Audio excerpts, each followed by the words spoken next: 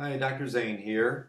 I wanted to make some remarks about this week's material concerning medical assessments when conducting a functional assessment and the overall issue about the extent to which medical and physical uh, variables influence operant behavior.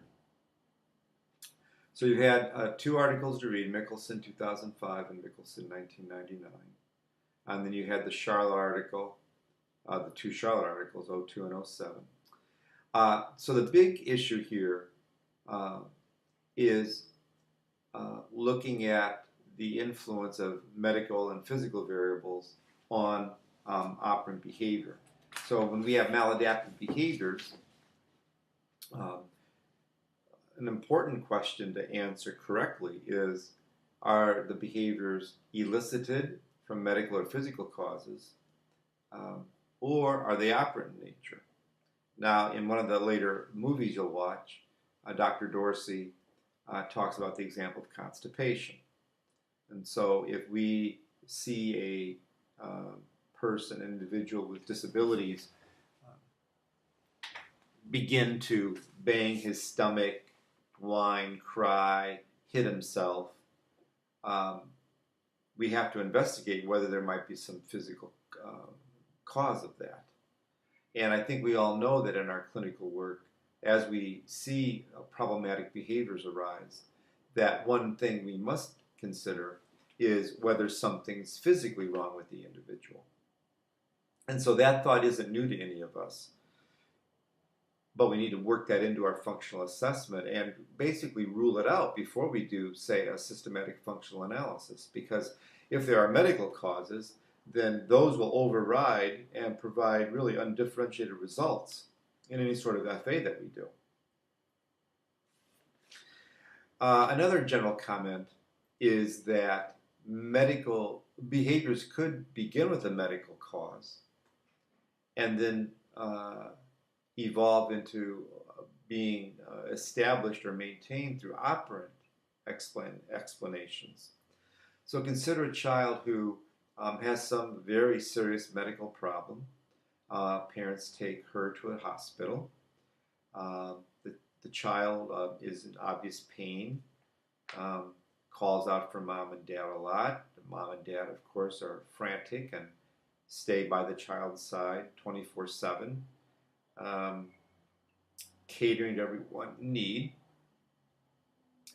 Eventually, the medical problem is thankfully solved, but yet the behaviors of whining, crying, demanding a lot of close proximity from the parents persists. In those sorts of cases, it could be that the social mediation of the behavior has influenced the maintenance of the behavior. Thus, now the child is doing it for attention, okay, or the behavior is occurring for attention. That's, again, probably not too surprising to us, but it helps to consider that when others describe that case. So when someone else might say, well, yeah, he was really sick, and that's kind of where he learned it. It's important for us to understand that there might be, behavior that's happening now is due to reasons that are happening now. And so if behaviors persist like that, it's the immediate environment, things going on in the immediate environment that explain that behavior. And I don't think some people understand that or think about it that same way. So behaviors can stem from a medical reason, but then operant shaping can take over and continue the behavior. Let's see here. Another thing I wanted to point out was to think about a clue that might indicate a behavior is due to medical or physical reasons versus operant. And that clue is the onset of the behavior. If it's an acute onset, it comes out of nowhere, then that may point you to seriously investigate whether there's some medical or physical reason for the behavior. For example, middle ear infection.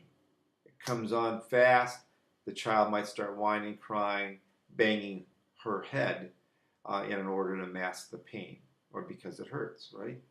So acute onset of the development of a problematic behavior could signal uh, a medical explanation. In contrast, we've seen it all along, right, with many of the people with whom we work.